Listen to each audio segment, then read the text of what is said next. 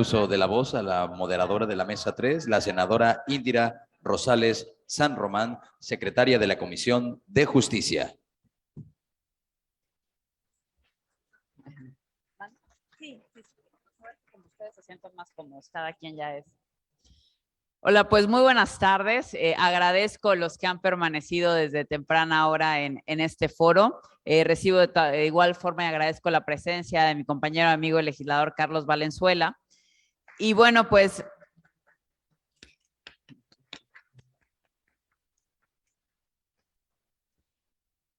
me parece que llevamos 2 mesas en las que hemos escuchado temas muy puntuales y de preocupación, y justamente de eso se trata, ¿no? Algunos se acercan y comentan qué va a pasar después, ¿no? Y ese es un trabajo que tenemos que hacer justamente en las comisiones de justicia, tanto del Senado de la República como de diputados, pero la intención de estos foros es recoger cuáles son los problemas torales o las preocupaciones más importantes que cada uno de los gremios tienen para posteriormente ya implementar mesas técnicas en las cuales se trabaje pues ya justamente en la parte de la redacción, ¿no? Generar equipos técnicos en las cuales, por supuesto, necesitaremos toda la ayuda posible, y también porque hay que decirlo, hay puntos de vista que se contraponen totalmente. Igual hay puntos de vista que el Poder Judicial de los estados lo ve de una manera, que los operadores lo ven de otra forma,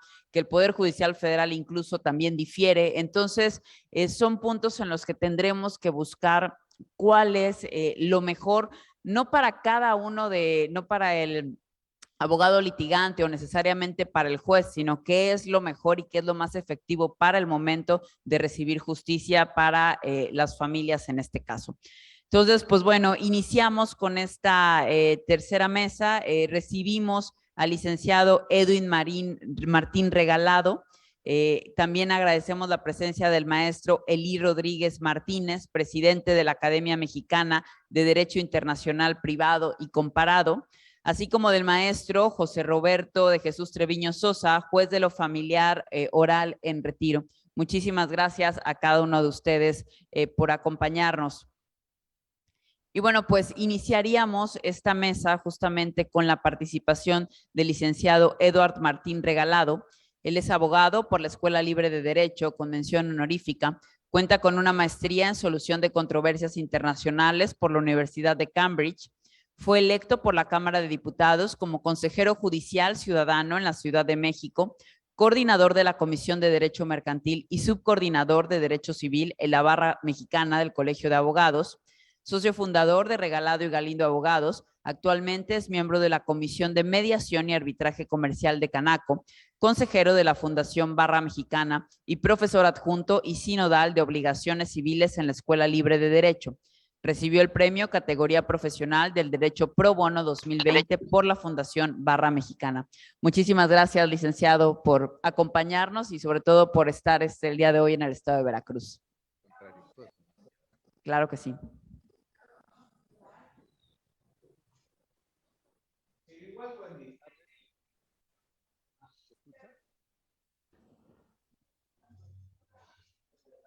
Buenas tardes. Gracias, senadora Indira Rosales. Muchas gracias por la presentación. Estoy profundamente agradecido por esta invitación. Saludo al senador Rafael Espino, igual que preside la Comisión de Justicia, en esta labor tan trascendente que nos tiene hoy aquí reunidos.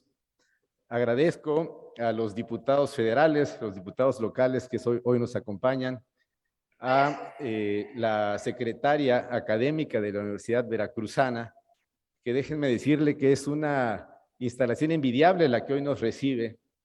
Es una biblioteca hermosísima, cómoda, iluminada. Como diría nuestro presidente, ni Obama tiene una biblioteca como esta. Entonces, de verdad que es un recinto bello y que no se encuentra en cualquier lugar. Agradezco a nuestros colegas de las diferentes barras de abogados que hoy están con nosotros también, y a todos los litigantes y participantes que después de 4 horas intensas de trabajo muy técnico, seguimos interesados en tratar de discutir el proyecto de nuevo Código Nacional de Procedimientos Civiles y Familiares, que sin duda es una labor fundamental. El senador Rafael Espino destacaba ya la importancia de este trabajo porque se refiere a la justicia cotidiana. Si recordamos la reforma de 2017, precisamente modificó los artículos 14, 17 y el 73 de la Constitución Federal que se refieren a la justicia cotidiana. Ya el senador Espino destacó el tema, pero sin duda que este trabajo es tan trascendente porque se refiere, como él lo dijo, a los litigios habituales, a los que se dan todos los días, en todas las esferas, en todos los estratos de las personas. También aprovecho para comentar lo que la senadora Indira Rosales señalaba sobre la urgencia de emitir este nuevo código. Ella precisó atinadamente varios puntos y yo solo quiero agregar uno. Tras la reforma del 15 de septiembre de 2017, se han reformado al día de hoy casi todos los códigos de procedimientos civiles del país. Sin embargo, la Suprema Corte de Justicia, en unas acciones de inconstitucionalidad, señaló que esas reformas son inconstitucionales. El propio Código de Procedimientos Civiles del Estado de Veracruz fue reformado 2 veces en el 2019 y 2 veces en el año 2020. Después de la reforma del 15 de septiembre de 2017, el primer código en sufrir una modificación fue el de Coahuila. Eso generó 2 acciones de inconstitucionalidad, la 144-2017 y la 32-2018.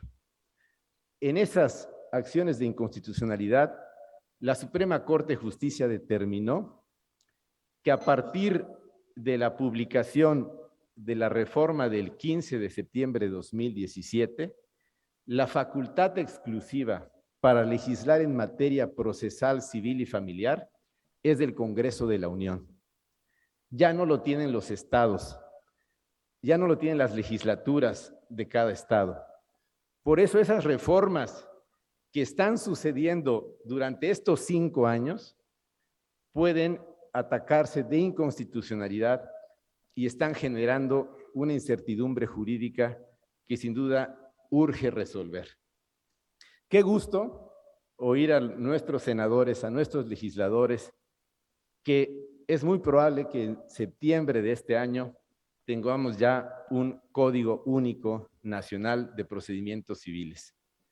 Esto le dará esa certeza jurídica que necesitamos y eliminará esta posibilidad de seguir reformando los códigos estatales.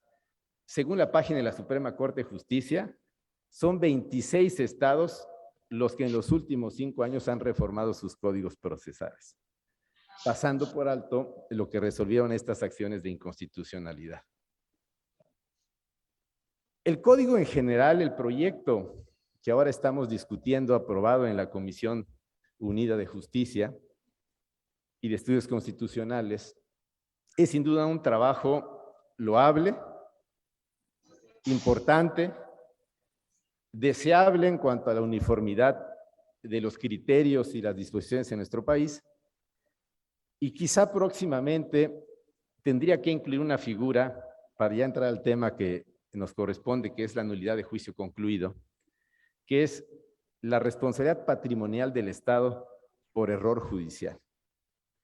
Hoy la Suprema Corte tiene en sus escritorios casos en donde, a la luz del artículo 10 de la Convención Americana de Derechos Humanos, se ha planteado la posibilidad de que el Estado responda por la actividad irregular, por el error judicial, no solo la responsabilidad personal que ya sabemos que existen. Los jueces y magistrados, como todos los seres humanos, tenemos la responsabilidad civil por los actos ilícitos y en lo personal todos respondemos por cualquier daño que causemos a alguien. Lo interesante será, de manera concomitante a que se debate este Código Nacional, es qué resolverá próximamente la Suprema Corte para saber si existe, a la luz del artículo 10 de la Convención Americana de Derechos Humanos, el error judicial como causa motivadora de la responsabilidad del Estado en materias que no son necesariamente penal, sino civil o familiar, que es la que nos interesa. Vayamos al tema. Me invitaron a comentar la parte de la nulidad de juicio concluido. En el proyecto de nuevo código corresponde a los artículos 40 a 48. Son 9 disposiciones muy específicas. Sabemos que este juicio, la nulidad de juicio concluido, es una institución poco común en el derecho porque solo 8 estados de los 32 más el Código Federal de Procedimientos Civiles prevén expresamente esta institución. Si mi información es correcta, en el Código Procesal actual de Veracruz no existe expresamente la nulidad de juicio concluido, como no lo existe en otros 24 códigos procesales. En la Ciudad de México sí se prevé un capítulo especial que regula este tema, y por eso es importante, sin duda es una de las grandes bondades del nuevo proyecto de Código de Procedimientos Civiles y Familiares, darle esta uniformidad y atender el tema específico de la nulidad de juicio concluido. Si el proyecto de código elimina la regulación de esta institución, no significaría que dejaría de existir esto, porque sabemos que hay principios generales de derecho, hay disposiciones en el derecho común que no permiten que situaciones fraudulentas, que situaciones que violan el debido proceso, tengan el carácter de cosa juzgada. Así que la primera bondad que yo diría y destacaría de este proyecto es el sí entrar decididamente a regular la materia y de esa manera darle uniformidad a nuestro sistema jurídico. En estados como en Veracruz y en muchos otros, en donde sin existir una regulación específica, ha habido casos en donde sí se ha planteado la nulidad de juicio concluido, porque se invoca, por ejemplo, lo que sería el correlativo del artículo 8 del Código Civil de la Ciudad de México, que establece que son nulos todos aquellos actos que sean en contra del orden público o de normas prohibitivas. Sin duda que un juicio fraudulento, un juicio que viole el debido proceso, puede ser anulado a la luz del artículo 8 del Código Civil o de las disposiciones relativas a las simulaciones de los actos jurídicos. Cuando las partes confiesan o declaran falsamente un acto que nada tiene de real, es castigado con nulidad absoluta. Así que, aun cuando no abordáramos este tema, dejaríamos una laguna que provocaría sin duda una incertidumbre en el orden jurídico nacional. Por eso es importante que sí existan estos artículos del 40 al 48. De lo que observo, el proyecto de nuevo código se basa esencialmente en la regulación de la Ciudad de México. Estos 9 artículos toman en gran medida las disposiciones de la legislación procesal civil de la capital del país con ciertos agregados. Me parece correcto tomar como base esta legislación que ya existe, porque la legislación de la capital, en cierta medida, podemos decir que ha sido blindada.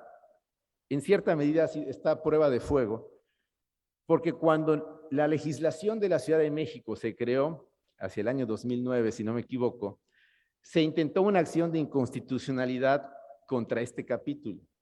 De manera que tuvo que pasar el filtro de la Suprema Corte de Justicia, y de hecho la Suprema Corte de Justicia declaró inconstitucionales diversas fracciones del artículo que prevé la procedencia de la acción de nulidad de juicio concluido, y solo dejó 2.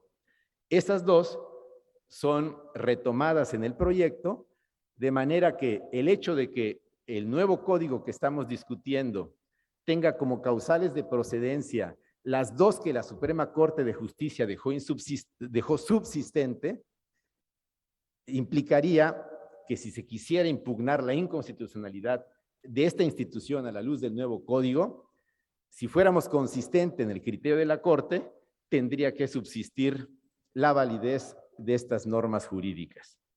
Y no hay nada más importante para una institución, pues que tener esa acta de nacimiento y de validez emitida por la Suprema Corte de Justicia.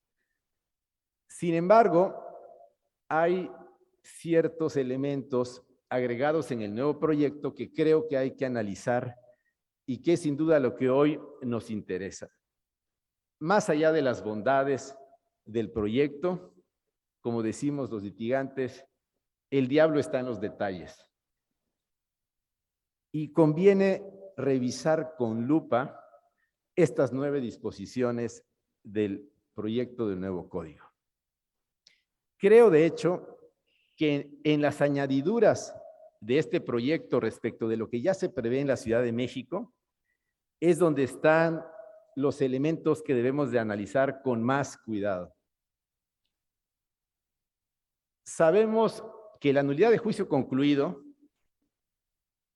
va al tema más importante de los litigios, civiles, familiares y de cualquier tipo.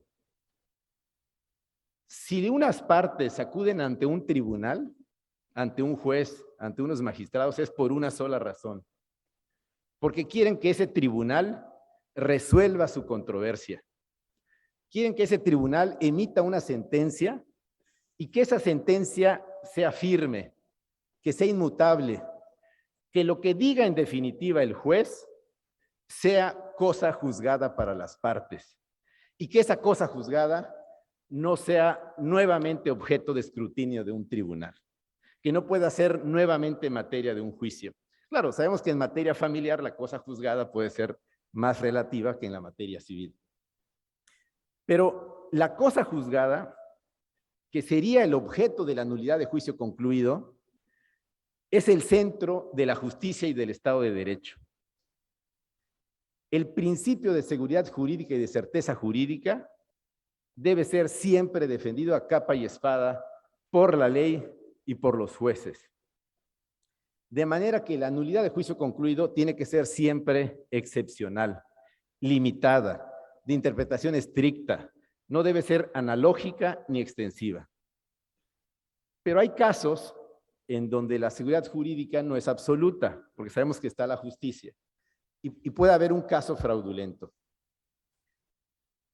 Entonces, habiendo una sentencia firme, que es el primer requisito para que se pueda promover la nulidad de juicio concluido, existe la posibilidad, a la luz de esta nueva institución, de que alguien impugne en un nuevo juicio la sentencia firme ahí emitida, por 2 causales. Porque la sentencia se haya emitida con base en una prueba que haya sido reconocida o declarada posteriormente falsa, o que anteriormente haya sido reconocida o declarada falsa, pero que lo ignoraba la parte vencida. Y la segunda causal es cuando las partes litigantes actúan en contubernio, en colusión, o de cualquier manera actúan fraudulentamente para obtener ese resultado. Y sorprenden la buena fe del tribunal, quien emite una sentencia ignorando esta colusión o esta actuación fraudulenta de las partes. Eso implica que el nuevo juicio de nulidad, la nulidad de juicio concluido, no debe suspender la ejecución de la sentencia original, porque si no, pues sería una herramienta perfecta para chicanear todos los litigios, para evitar la ejecución de una sentencia. Y en el nuevo proyecto se prevé la posibilidad de que se fije una garantía en caso de que se quiera suspender la ejecución de la sentencia, que como lo comentaba, la sentencia es la encarnación del Estado de Derecho en un caso concreto, y hay que defenderla y hay que ejecutarla. De por sí, creo que la ejecución de la sentencia es un gran talón de Aquiles en México. Ejecutar una sentencia dicen que es ganar un segundo juicio, porque el primero nos dan la razón y en el segundo a ver cuándo la hacemos efectiva, ¿no? Entonces, de por sí es difícil ejecutar una sentencia. Si la nulidad de juicio concluido suspende la ejecución, sería peor. El proyecto prevé, y entremos ya a los temas concretos, la posibilidad de suspender Si la parte vencida, que es la que promueve la nulidad de juicio concluido, otorga una garantía del 30% del valor de lo litigado. Y señala también que no es necesario exhibir esa garantía en caso de que la parte actora, que seguramente fue la vencida en el juicio original, actora en la nulidad de juicio concluido, demuestre fehacientemente que la ejecución de la sentencia le causa un daño irreparable. Entonces empezamos con los problemas, porque ¿qué es un daño irreparable? Si me preguntan a mí, pues cualquier daño para mí va a ser irreparable. Todo aquello que vaya en mi contra, su señoría es irreparable. Y los litigantes nos encargamos de alegar que cualquier daño es irreparable. Y tenemos dos criterios. Si vemos la misma ley de amparo, la anterior tenía el concepto de ley irreparable en el 114, si no me equivoco, y la actual ley de amparo en el 107 se remite también al concepto de daño irreparable o de un acto de irreparable ejecución. Y la noción de lo que hoy es irreparable en la ley de amparo es completamente diferente a lo que era irreparable antes. Entonces, si el nuevo proyecto no define, me parecería deseable que el legislador diera ciertas luces, ciertos límites del concepto de irreparabilidad para que no sea una noción amplia, vaga, de la cual las partes nos podamos aprovechar y entonces aleguemos que como es un daño irreparable, el juez tiene que suspender la ejecución de la sentencia anterior sin exigirme garantía. Hoy la ley de amparo dice que es irreparable aquello que causa un daño a un derecho sustantivo protegido por la Constitución Federal o los tratados internacionales. Entonces, todos los elementos intraprocesales están excluidos de este concepto y está limitado a aquello que es directamente una afectación a un derecho fundamental sustantivo. Convendría reflexionar cómo el legislador tendría que abordar ese concepto en este tema que estamos comentando. Segundo, el tema del 30% de garantía. Si vemos en este capítulo, hay ciertas imposiciones del legislador, si me permiten señalarlo de esa manera, que creo que no corresponde respecto de la labor judicial. El juez, el legislador dicta las normas jurídicas, pero es el juez el que en el caso concreto, a la luz de las circunstancias, del proceder de las partes, de los incumplimientos, quien individualiza la pena, quien individualiza los montos. Entonces, cuando nuestro código, nuestro proyecto de código señala, por ejemplo, que si la nulidad del juicio concluido prospera, habrá que sancionar a la otra parte con el doble del monto litigado en el asunto primigenio. Esa es la sanción. O al revés, si la acción de nulidad de juicio concluido no prospera, se declara infundada, habrá que sancionar al actor a pagar el doble de los daños y perjuicios. Bueno, no solo eso, hay que sancionar al abogado. Es más, el proyecto dice no solo sanciones al abogado, sanciona a todo aquel que haya participado de cualquier forma en cualquier etapa. Y empiezan, yo creo, a surgir los elementos de posible inconstitucionalidad en este proyecto. Considero que el legislador debe dar parámetros y que el juez es el que individualiza esos parámetros a la luz del caso concreto. Hay muchos precedentes sobre el tema de la Suprema Corte sobre si estas imposiciones en donde el legislador determina una sanción específica son o no constitucionales. Por eso, si vemos el Código Penal, se dice, merecerá pena privativa de la libertad de 5 a 10 años. O una sanción de salarios mínimos de 1,000 a 2,000 veces la unidad de medida. O si es tal vez porcentaje sobre algún monto del 5% al 20%. Y yo creo que el legislador debería actuar de esa manera, dar esos parámetros en estos capítulos donde impone ciertas cantidades específicas, y es el juez que en el caso concreto, a la luz del actuar doloso, culposo, debatible o no de las partes, establecer una sanción. ¿Por qué la garantía debe ser del 30% y no del 40%? ¿Por qué no del 20%? ¿Y por qué la condena a pagar daños y perjuicios a la parte que pierde es el doble?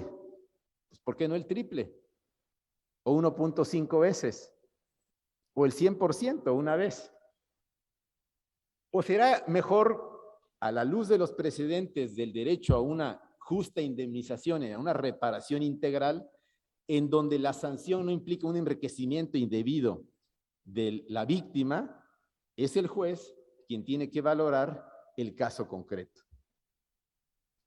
Entonces, me parece que tenemos que reflexionar todas esas disposiciones en donde hay sanciones específicas. En algún caso que tuve, debatimos si la nulidad de juicio concluido debía operar también en la fase de ejecución del juicio, o si solo en el trámite del procedimiento, pero no una vez que ya existe sentencia firme. Porque cuando uno habla de la nulidad del juicio concluido, en realidad lo que estamos pensando es lo que las partes llevan a cabo durante el juicio, por eso hay dos causales, que el juez dicta una sentencia fundada en una prueba que posteriormente o por ignorancia devino falsa, lo que quiere decir que tuvo lugar durante el juicio, antes de la emisión de la sentencia se emite con base en esa prueba falsa, o porque las partes actúan coludidas para defraudar, ya sea la buena fe del juez o a un tercero. Entonces, al final se emite esa sentencia, el juez, quizá bajo el imperio del error, desconociendo esta colusión de las partes. La pregunta es, ¿y lo que viene después de la sentencia firme? La fase de ejecución es igual o más importante que ganar la sentencia. Y también en la fase de ejecución puede haber colusión, puede haber fraude. Ya no para obtener la sentencia firme, porque esa ya se dictó, para obtener otras resoluciones, por ejemplo, una adjudicación. Entonces, creo que convendría también analizar, ya sea excluir o incluir de manera más expresa en esta regulación, si la nulidad de juicio concluido se termina hasta la sentencia firme que resuelve el fondo de la controversia, o si puede abarcar fases ulteriores. Hay temas gramaticales que son muy importantes, otros menos importantes. Por ahí se habla de, la última palabra de este capítulo dice exclusión, orden y exclusión. Los abogados sabemos que más bien la frase es orden y exclusión, porque la exclusión tiene una connotación específica en materia legal, que es el beneficio, el derecho que tiene un fiador a que no se le exija el pago, en tanto el obligado principal sea solvente para cubrir la deuda. Pero bueno, se entenderá al final exclusión o exclusión. Pero creo que hay un tema que es más trascendente, aunque pareciera también cuestión de una letra. La prescripción. Como decíamos, la nulidad de juicio concluido tiene que ser verdaderamente excepcional. Y como es excepcional, también hay que cerrar la puerta pronto en el plazo de prescripción. Y se prevé 1 año a partir de que se haya dictado la sentencia firme en el juicio primigenio, o 3 meses a partir de que se conoce que la prueba devino falsa o la colusión de las partes. Yo creo que no deberíamos de usar la conjunción copulativa y. En nuestro proyecto dice, la acción de nulidad de juicio concluido prescribe si transcurre 1 año desde que se dicta la sentencia y 3 meses desde que la parte vencida tiene conocimiento de la causa que da origen a este nuevo juicio. Yo creo que no había que exigir los 2 requisitos. Si dejamos la I, generaremos debate. Que sea uno de esos. O transcurre el año, si no te enteraste, lo sentimos mucho. No es lo más justo, pero el derecho exige seguridad jurídica. Y al año, si nadie se dio cuenta, pues seguramente será una tragedia. La justicia es el ideal, pero si buscamos lo óptimo no lograremos ni lo bueno. Al año prescribe o O sea, de manera alternativa bastaría uno de los dos requisitos cuando la parte vencida conoce o debió tener conocimiento de la causal.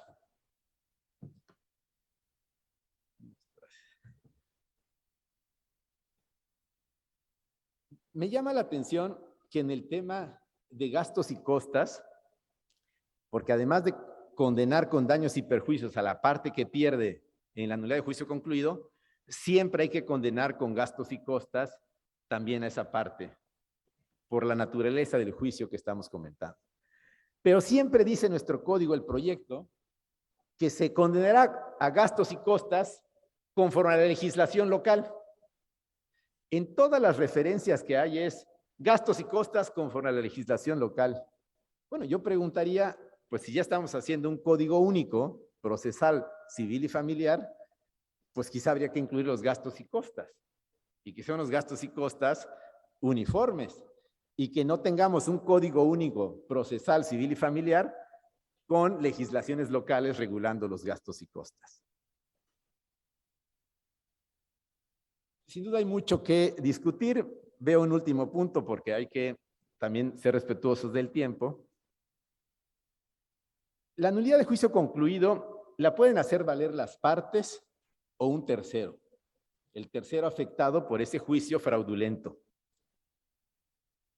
Claro, que lo hagan valer las partes de entrada llama la atención.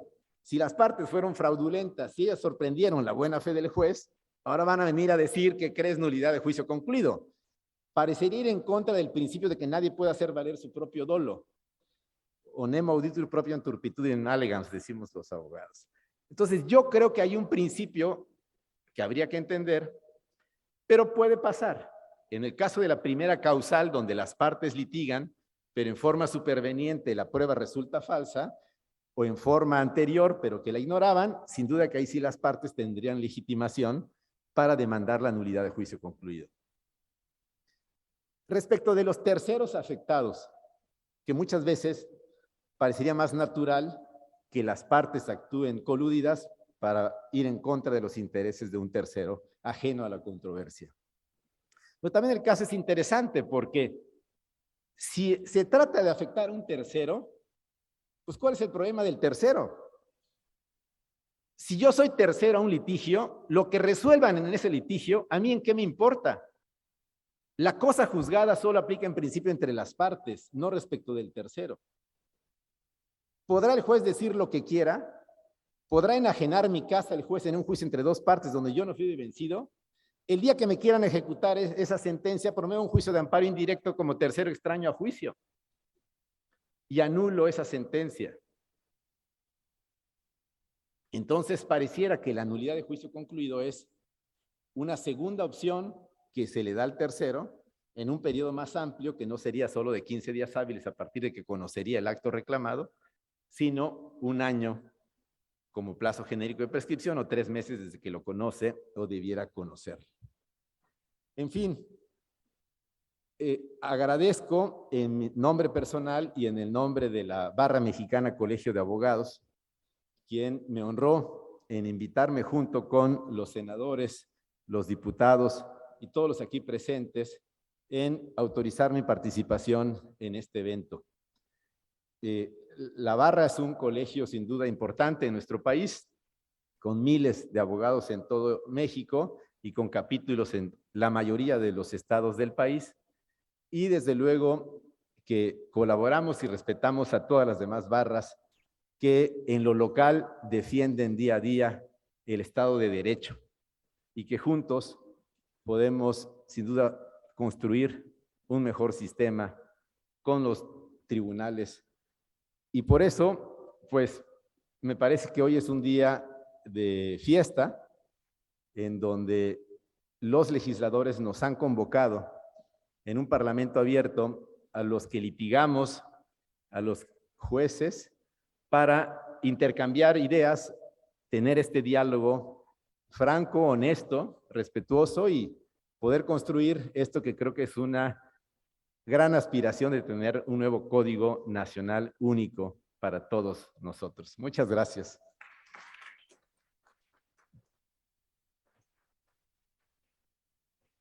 Muchísimas gracias, licenciado. Sin duda, la nulidad del juicio concluido es un tema novedoso, al menos para nuestra legislación aquí en Veracruz. Por lo tanto, pone sobre la mesa un tema definitivamente que tendrá quienes estarán a favor, quienes estarán en contra de que sea incluido en este nuevo código.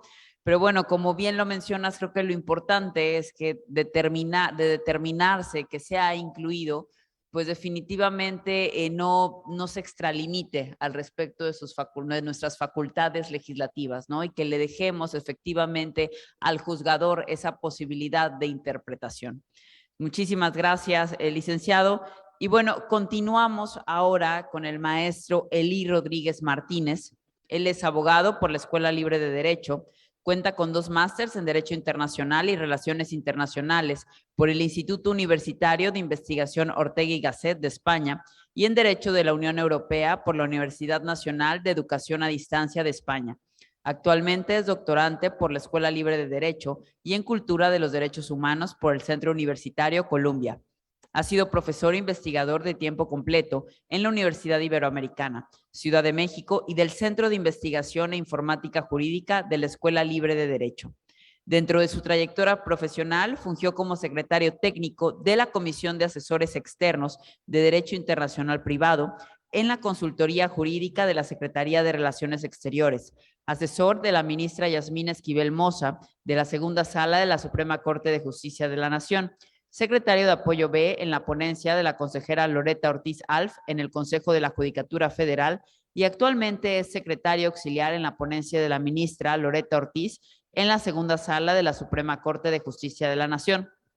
Además, fue mediador privado certificado por el Centro de Justicia Alternativa del Tribunal Superior de Justicia de la Ciudad de México, miembro del Comité Ejecutivo sobre Movilidad Humana y Derechos Humanos del Consejo Nacional de Ciencia y Tecnología y miembro del número sitial 13 y actual presidente de la Academia Mexicana de Derecho Internacional Privado y Comparado.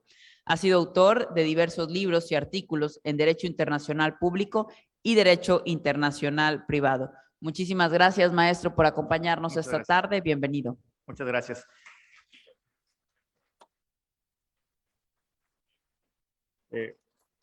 Muchas gracias, muy buenas tardes. A nombre de la Junta de Gobierno de la Academia Mexicana de Derecho Internacional Privado y Comparado y de todos los académicos que integramos esta asociación, quiero primeramente expresar nuestro agradecimiento a la Comisión de Justicia del Senado de la República y en especial a la senadora Indira Rosales por la invitación que nos ha hecho precisamente para hacer escuchar nuestra voz. Quiero mencionar que algunas leyes, tal vez no todas las leyes, pero sí algunas leyes tienen una proyección internacional. Y este es el caso del Código Nacional de Procedimientos, sería el caso del Código Nacional de Procedimientos Civiles y Familiares. Quiero traer a la mente a la memoria que el 20 de septiembre de 2021, hace no más de 2 años, el CIADI, el Centro Internacional de Arbitraje de Inversiones, dictó un laudo internacional, que es en el caso Lyon versus Estados Unidos Mexicanos, donde condenó al gobierno de México a pagar 47 millones de dólares por errores en el procedimiento, cometidos tanto por funcionarios judiciales del Poder Judicial del Estado de Jalisco como de funcionarios del Poder Judicial de la Federación. Ese ha sido un laudo que se ha comentado mucho a favor, en contra, con argumentos apoyándolo o contraviniéndolo. Pero lo cierto es que este laudo deja entrever 2 cosas. Uno, que esos errores fueron generados, por la falta de cumplimiento de los compromisos internacionales, y eso se debe al desconocimiento en la materia, en el derecho internacional privado. Y es precisamente esto que lo que nos motiva precisamente a presentarnos el día de hoy, tanto el doctor Roberto Treviño como su servidor, a nombre de la Academia Mexicana, para presentar una serie de propuestas a integrarse a este Código Nacional de Procedimientos civiles y familiares. Quiero mencionar primeramente también que la Academia Mexicana se encuentra integrada por reconocidos juristas, tanto nacionales como extranjeros, entre académicos, juzgadores, abogados postulantes y árbitros internacionales. Y muchos de nuestros miembros son asesores externos de la Secretaría de Relaciones Exteriores y negociadores de los tratados internacionales en materia de derecho internacional privado. Nuestra misión es la de promover y estimular el estudio, la investigación y la difusión del derecho internacional privado y del derecho comparado. Quiero traer también a la memoria que con la promulgación del entonces Código Civil para el Distrito Federal en materia común y para toda la República en materia federal, hoy Código Civil Federal, en 1928, se adoptó un exacerbado territorialismo que hoy ya no se justifica en un mundo globalizado y que ese código de aquel entonces no reconocía ni permitía la aplicación del derecho extranjero y este código, además, que sirvió de modelo para todos los códigos civiles estatales, influyó de tal manera que el Código Federal y el Código de Procedimiento, y el Código Federal y el Código del Distrito Federal en procedimientos civiles, así como los correlativos en los códigos estatales, no incluyeran un capítulo de la cooperación procesal internacional, sino que fue hasta 1988 cuando los miembros de esta academia, con el apoyo de la Secretaría de Relaciones Exteriores, lograron hacer llegar al Senado de la República las propuestas de reformas al citado Código Civil con la finalidad de permitir la aplicación del derecho extranjero. No quiero omitir señalar que esta reforma fue calificada como histórica, pero esta reforma al Código Civil no habría estado completa si no fuera por la incorporación de un libro cuarto sobre la cooperación procesal internacional en el Código Federal de Procedimientos Civiles.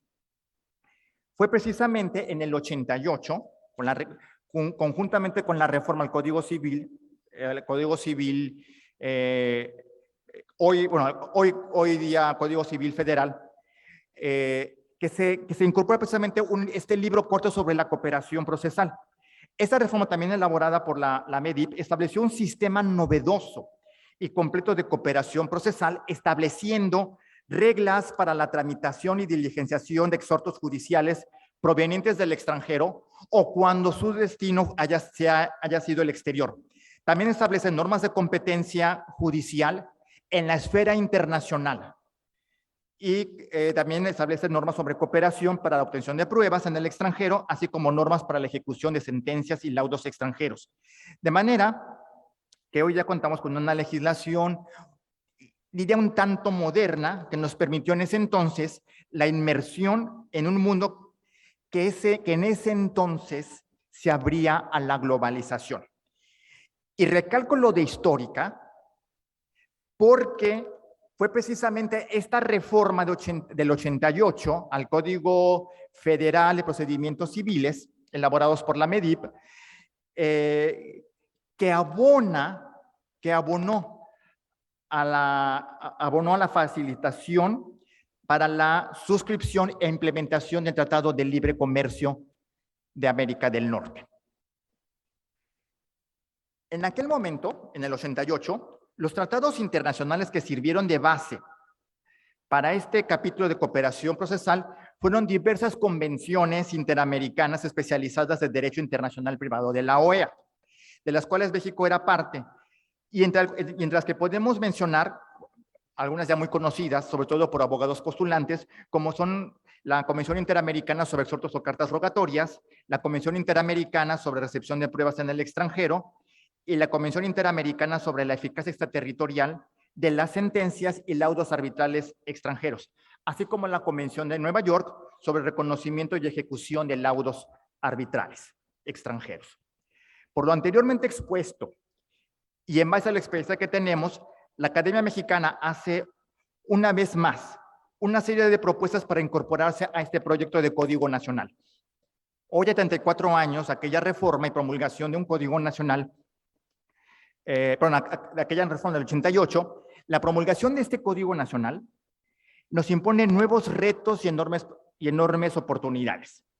Hacia el interior, no solo nos permitirá uniformar la legislación procesal a nivel nacional, superando las diferencias entre las diversas legislaciones estatales, facilitando la administración de la justicia, sino que también hacia el exterior nos brinda la oportunidad de actualizar nuestra legislación procesal conforme a los avances y desarrollos del derecho internacional privado, no solo en México, sino en el mundo completo. En el 88, los tratados que sirvieron de base para aquella reforma fueron las convenciones interamericanas de la OEA. En esta ocasión, en el 2022, lo será la Ley Modelo de Derecho Internacional Privado de la MEDIP. Esta ley modelo fue elaborada por un comité redactor, incorporando novedades emanadas de muy diversos foros, especialmente de la Conferencia de la Haya de Derecho Internacional Privado, e incluso algunas, sobre todo tomamos referencia a muchas de estas convenciones en las que México es parte, e inclusive de las que México no es parte, pero cuya utilidad y eficacia demostrada nos exige considerarlas. Es preciso también resaltar que las convenciones de la Haya tienen por ventaja por sobre las convenciones interamericanas que estas son más modernas y son de alcance universal. En esta serie de propuestas que hacemos, tras una revisión exhaustiva al proyecto de Código Nacional, que expondrá en un momento el doctor Treviño, incorporamos la doctrina más reciente en materia de derecho procesal internacional, las convenciones internacionales más relevantes en la materia, seamos o no seamos parte en ellas, especialmente las convenciones interamericanas y las convenciones de la Conferencia de la Haya.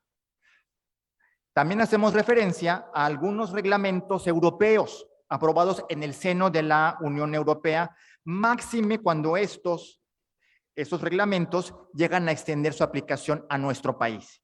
Y también incluimos figuras procesales del common law, tales como el forum non-convenience, como el forum shopping, precisamente por nuestra vecindad con los Estados Unidos y por el constante tráfico jurídico que tenemos con nuestro país vecino.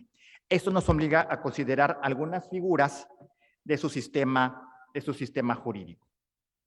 Como comentaba, haciendo una revisión del proyecto o iniciativa de Código Nacional, hemos hecho una serie de propuestas en las que se abordan diversas materias con alcance internacional. Y nos referimos a la competencia internacional, a la competencia judicial en la esfera internacional, no en la esfera nacional. También nos referimos a la cooperación jurídica internacional, incluida la cooperación con autoridades no jurisdiccionales. También se incluyen normas relativas a la diligenciación de exhortos o cartas rogatorias internacionales, la restitución internacional de menores, reglas de procedimiento sucesorio internacional, llenando así una laguna que tiene actualmente nuestros códigos, tanto federal como estatales, y obviamente el reconocimiento de laudos, resoluciones y sentencias extranjeras, entre otras tantas materias. Termino agradeciendo una vez más al Senado de la República por el uso de la voz y felicitándolo por este Parlamento abierto que permite una retroalimentación provechosa en aras de una mejor y más adecuada legislación acorde al siglo XXI. Muchísimas gracias.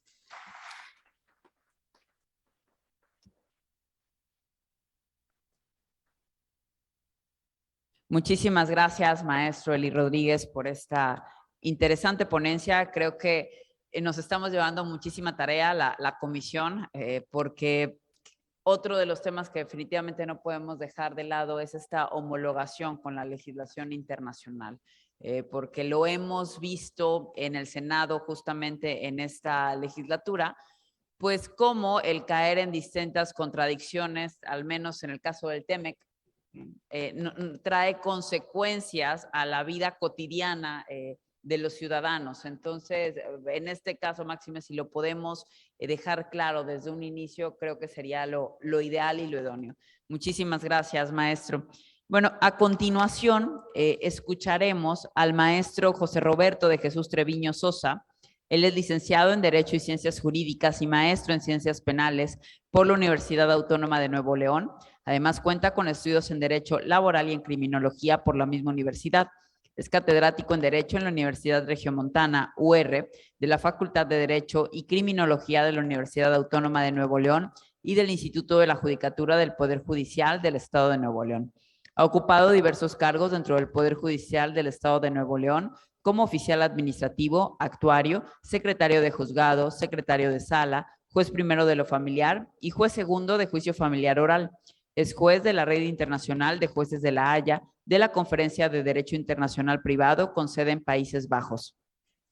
Es miembro honorario del Legal Honor Society of Phi Delta Phi, de la Red Mexicana de Cooperación Judicial de Protección a la Niñez y de la Academia Mexicana de Derecho Internacional Privado y Comparado.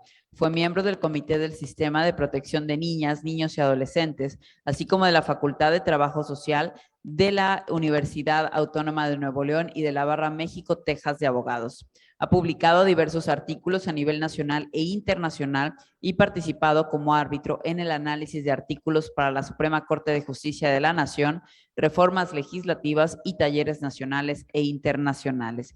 Bienvenido, maestro.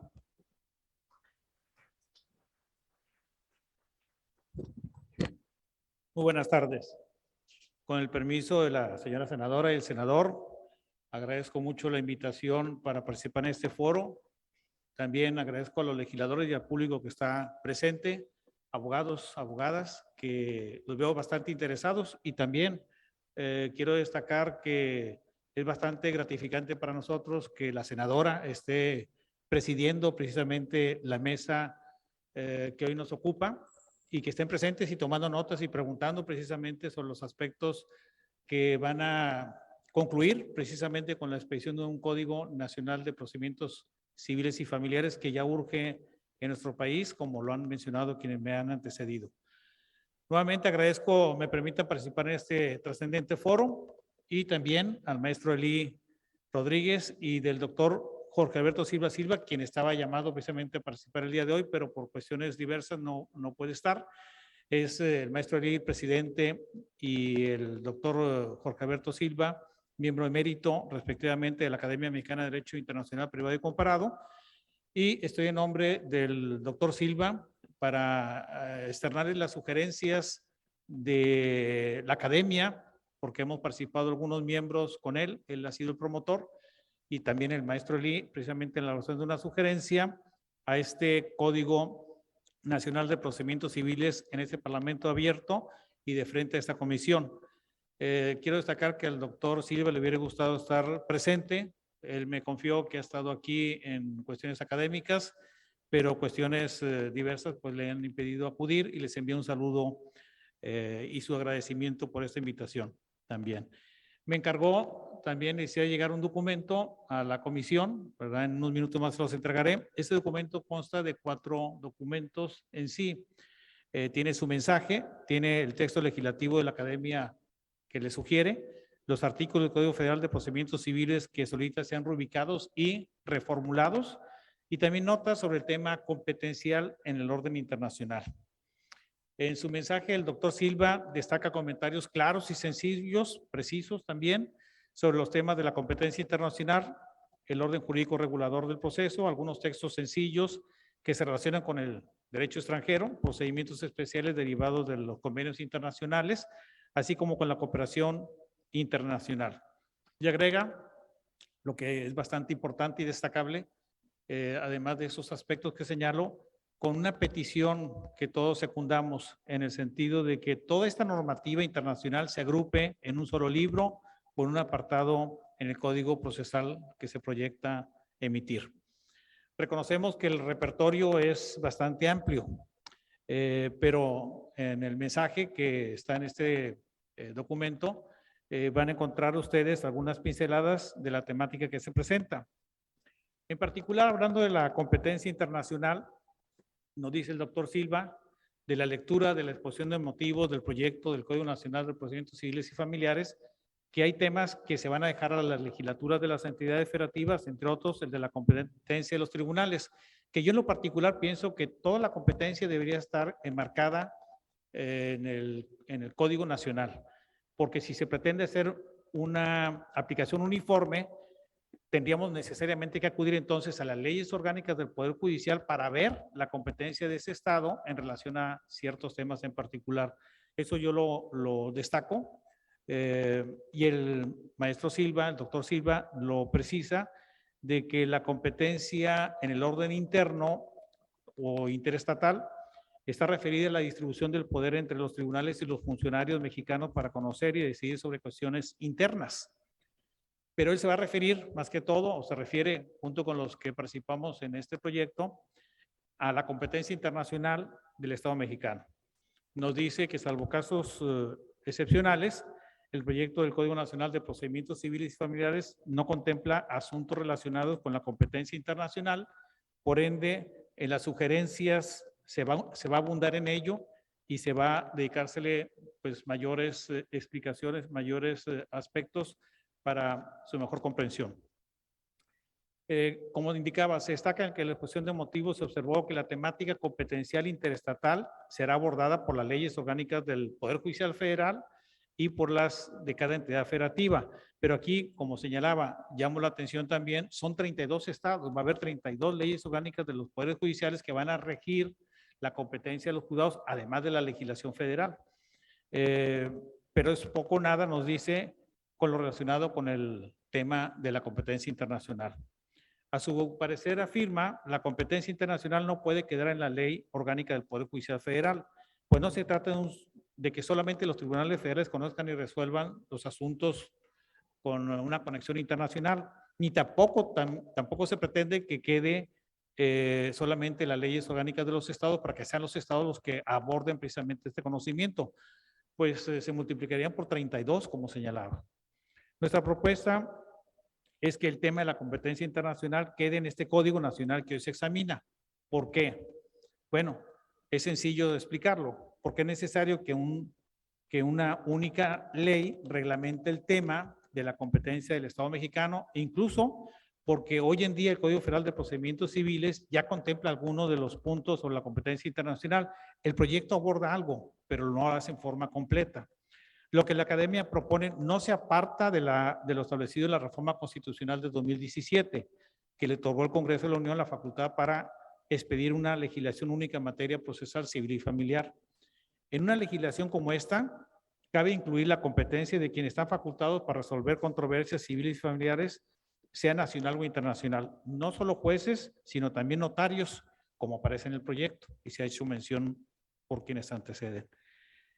Agrega que en el proyecto que se nos ha proporcionado hay algunos temas que se involucran la temática internacional, como es el caso de los testamentos constituidos en el extranjero, la ejecución de sentencias extranjeras, los documentos provenientes del extranjero, las actuaciones realizadas en el extranjero, entre otros temas.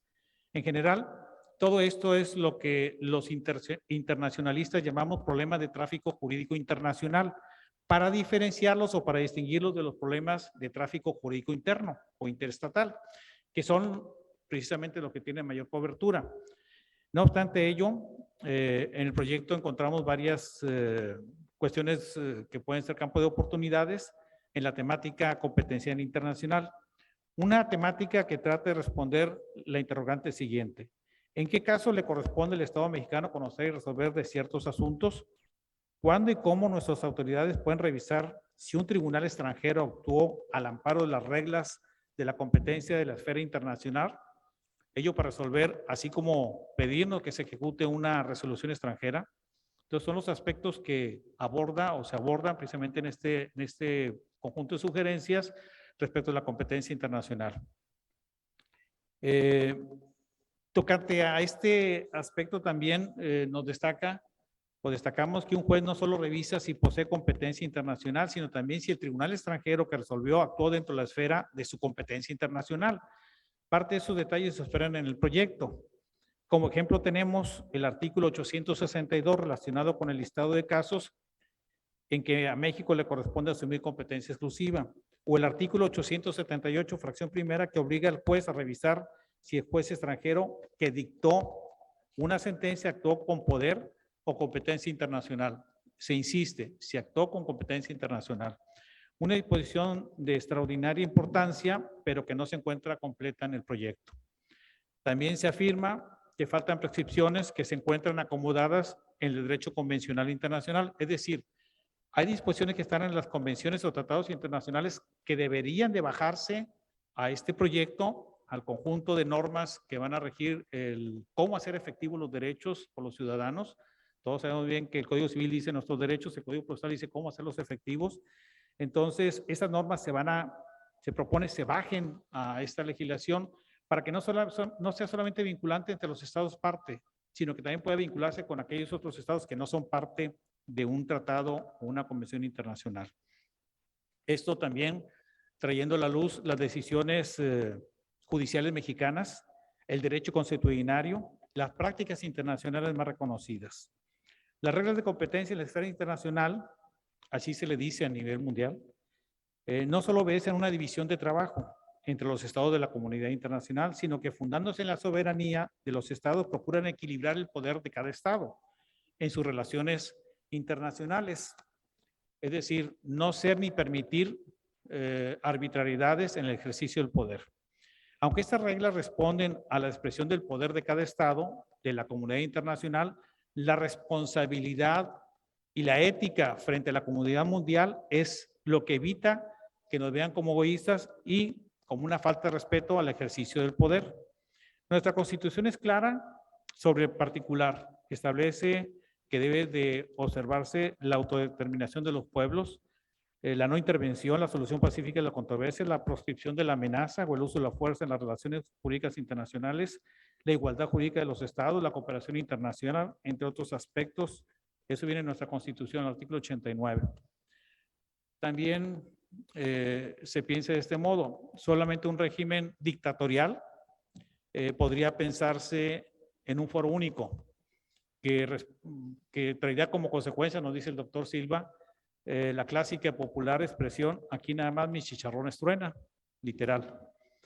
No obstante, lo más razonable al interactuar en el plano internacional es seguir criterios de armonía, que ustedes hoy en día como senadores lo han hecho, cuando han ratificado cada uno de los tratados internacionales de los que México es parte, que contamos hoy en nuestro repertorio de convenciones o tratados internacionales. Hoy vale la pena reiterarlo en nuestras leyes de fuente interna, como lo es este proyecto de código. Congruente con los principios de política internacional mexicana, debemos responder a las reglas racionales, reconociendo y estimulando aquellos que predicen lo siguiente. Ningún Estado puede ejercer su poder a placer o arbitrariamente. Ningún Estado, en lo particular, puede atribuirle poder a otro Estado. Que son necesarias reglas claras para la atribución del poder en cada Estado, ya mediante tratados o mediante la legislación de fuente interna. Como profesionales que son ustedes, como senadores, en el ámbito internacional, les toca a ustedes aprobar los tratados internacionales, bien saben que el poder propio y extranjero se controla en forma directa y en forma indirecta. Reitera el doctor Silva que la importancia de su misión es diferenciar la competencia interna y la internacional. La interna distribuye el poder entre los funcionarios dentro del Estado, como se observa en el artículo 77 del proyecto del Código Nacional. Por ejemplo, determina ciertas facultades para el registro civil, ciertas facultades para los notarios, ciertas facultades para los jueces civiles, etc. En la competencia internacional, la distribución entre los estados no está referida a los órganos o funcionarios del interior de un estado, se refiere al poder del estado. Pensemos, nos dice, por ejemplo, en la adopción de una niña o un niño, o puede ser un adolescente, que reside en un país. Los adoptantes residen en otro país. Cada uno de los adoptantes puede ser de distinta nacionalidad y también tener fuentes de trabajo que tengan conexión con distintos países donde perciben sus ingresos, que esto también es importante, nos dice el maestro Silva, el doctor Silva, porque también hay que considerar que cuando se adopta un niño hay que ver que tengan recursos para su manutención, que tengan dinero para poderlo sostener. Antes de ver cuál es el funcionario competente, es necesario saber qué país le puede corresponder su conocimiento y su resolución. En cuanto a los temas a tomar en cuenta para reglamentar la competencia internacional, nos señala, como ustedes bien lo saben, en la reglamentación de la competencia internacional se elige a un estado o foro que sea el competente para resolver un problema de tráfico jurídico internacional. De aquí nos pregunta, ¿cuáles son los puntos centrales que un legislador debe tomar en cuenta para reglamentar la competencia internacional? Dice, en opinión de la academia, es necesario abordar en nuestras leyes diversos aspectos. Se debe seleccionar el estado cuyos tribunales se dedicarán al conocimiento de un asunto. En el caso de México, encontramos los siguientes temas en que un juez tendrá que resolver. Competencia exorbitante o abusiva, que nos indica que un tribunal extranjero ha resuelto con una amplísima plenitud de jurisdicción que a partir de una mayor capacidad de la que razonable o razonablemente debía tener según las normas reconocidas en la esfera internacional. También es la competencia para evitar la denegación de justicia, la competencia exclusiva o excluyente, la competencia prorrogada, competencia concurrente, la competencia elegida por conveniencia, la competencia rechazada. Como se observa, la tarea de ustedes no es fácil, se reconoce por la academia. En su tarea legislativa va a estar de por medio el honor y el prestigio también de nuestro país, pues estamos globalizados, todo lo que hagamos va a repercutir también hasta el exterior. Bien, todavía quedan muchos aspectos que voy a remitir a ese mensaje que consta en el documento. Solamente mencionaré que en el orden jurídico regulador, en el derecho internacional privado, nos informa el doctor Silva, uno de los temas centrales es el orden jurídico regulador de cada problema de tráfico jurídico internacional. Es obvio que cada materia procesal deberá aplicarse la normatividad mexicana, pero como se ha observado en los tratados aprobados y el estudio de la conferencia de La Haya y la conferencia interamericana sobre derecho internacional privado y otros foros internacionales, es necesario tomar en cuenta el derecho procesal extranjero cuando esto conduzca a un resultado más justo de la causa llevada a un tribunal. Tenemos que ver temas, por ejemplo, del reconocimiento de una decisión extranjera, también el aspecto de cuando un tribunal extranjero nos envía un exhorto para su diligenciación, no siempre es sencillo. Inclusive yo les comentaba, hace rato mencionaba, yo tenía una función judicial hasta el año pasado. No es sencillo porque si tuviéramos un documento donde consten todas las reglas para aplicar en los temas internacionales, exhortos, cartas rogatorias, pruebas, notificaciones, etcétera, sería facilitar el trabajo del juzgador. De otro modo, tiene que andar uno buscando los distintos instrumentos internacionales que debe aplicar. En cuanto al procedimiento relacionado con el tráfico jurídico internacional, bueno, hoy en día se encuentran dispersos, vaya, y el proyecto nos puede dar la oportunidad de condensarlos. Están dispersos las disposiciones, hay distintas decisiones emitidas por los tribunales federales en materia de amparo que deberán ser tomados en cuenta. Bien, me está marcando el tiempo, voy a irme directamente a las conclusiones por respeto también a los aspectos temporales y concluimos señalando que se han conjuntado en un solo texto nuestras propuestas para ustedes. Esto es, en forma unitaria, hemos reunido todo el material normativo que alude o implica problemas de tráfico jurídico internacional en un solo cuerpo, evitando con ello su fragmentación. Nuestra propuesta resume los convenios internacionales de los que México, como Estado parte, nos obliga y amplía la normativa propuesta a todos los estados de la comunidad internacional, que no solamente serán los signantes de cada convenio internacional. Nos apoyamos en los desarrollos de los derechos humanos, en torno a los cuales pugnamos su respeto. Los desarrollos del derecho internacional privado desde finales del siglo XX nos aconseja contar con una ley única para reglamentar la normativa.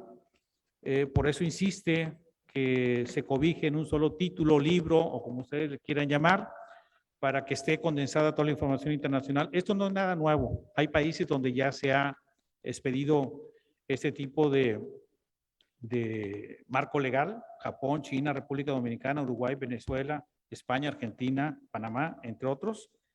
Y pues la presentación de este material, como le digo, consta de su mensaje. Hay 85 artículos que constituyen la propuesta, donde se sistematiza todo lo que ha derivado de la Conferencia de Derecho Internacional Privado y también de la CIDIP, y todo esto respetando el tema de derechos humanos. Es en grandes rasgos lo que la academia les propone, y de nuevo, pues el saludo del doctor Silva, no pudo asistir y pues yo en su representación también estoy transmitiéndole estas circunstancias. Se destacan algunos temas interesantes que no se tocan, como involucrar temas de autoridad central que vienen en los tratados internacionales, el procedimiento para la restitución o la restitución de menores cuando han sido traídos del extranjero buscando cobijo en México.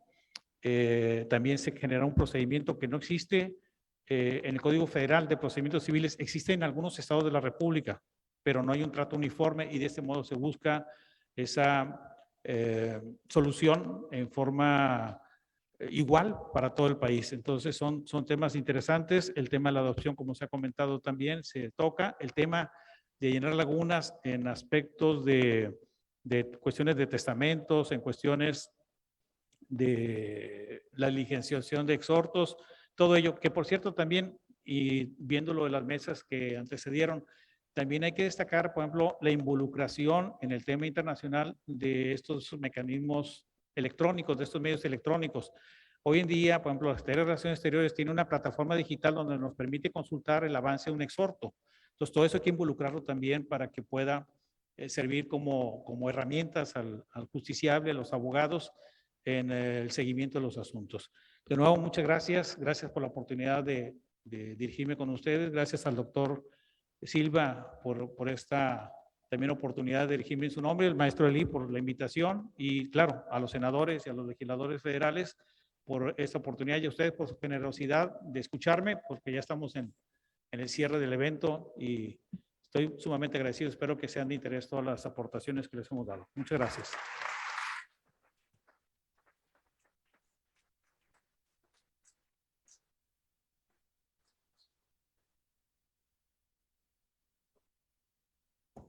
Bueno, vamos con una ronda de preguntas y respuestas. Si alguien tuviera algún comentario.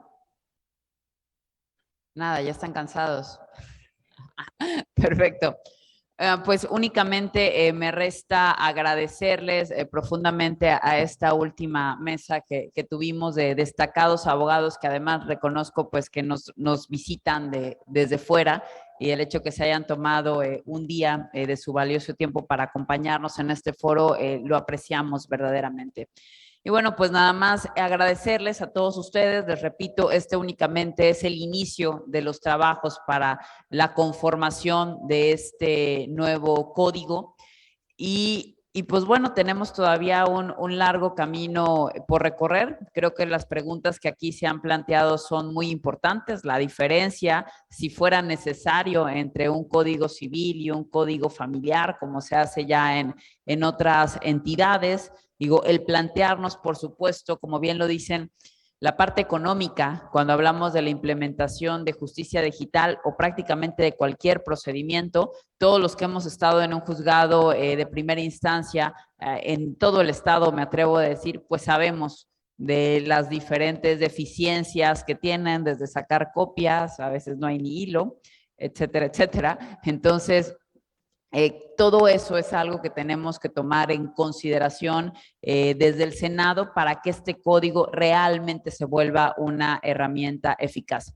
Quiero reconocer el trabajo de todas las personas que trabajan dentro de la Comisión de Justicia, por supuesto presidida por el senador Rafael Espino, porque el llevar a cabo estos foros, sacarlos del Senado, pareciera un tema sencillo, sin embargo, ha requerido una serie ahí de logística durante las últimas semanas. Y bueno, agradecer por supuesto a la Universidad Veracruzana por prestarnos, por todas las facilidades para llevar a cabo este evento. Por supuesto también a la Universidad Cristóbal Colón, muchísimas gracias. Y bueno, también a la Universidad Jean Piaget y a los alumnos que se encuentran hoy acompañándonos. A los académicos, agradezco muchísimo la presencia de las presidentas, la presidenta del Colegio de Abogados y de la barra de abogados, también a la licenciada Mari Carmen y a la licenciada Rosario por acompañarnos durante esta jornada. Y bueno, pues todos los que han el día de hoy participado de alguna forma u otra y por supuesto a mi compañero legislador Carlos por incorporarse también a estos trabajos. Porque finalmente, pues este es un código en el cual todos los que estamos aquí, pues tendremos una participación directa o indirecta en ello. Entonces, no me resta nada más que decirles, únicamente pues cederle el uso de la voz a mi compañero, al presidente de la comisión, el senador Rafael Espino, para que clausure estos trabajos.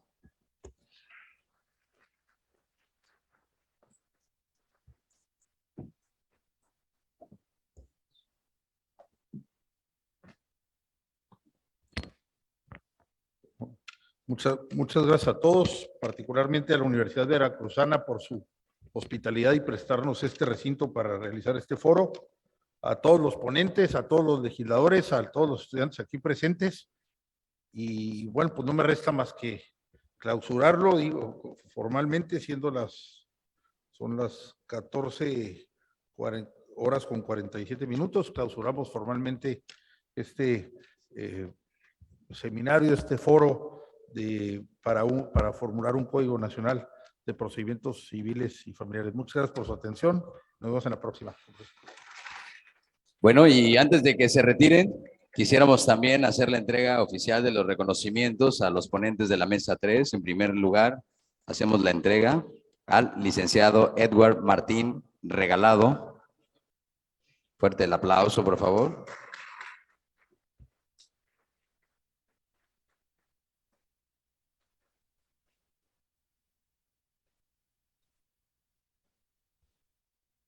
Continuamos con el maestro Elí Rodríguez Martínez, presidente de la Academia Mexicana de Derecho Internacional Privado y Comparado, AC.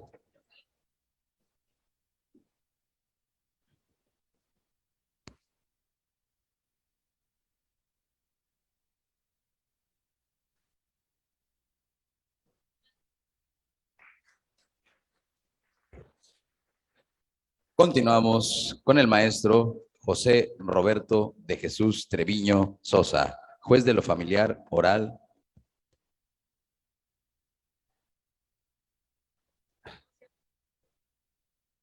Era una broma. Bueno, de esta manera damos por concluido este evento, agradeciéndoles su presencia y deseándoles que tengan un excelente día. Gracias.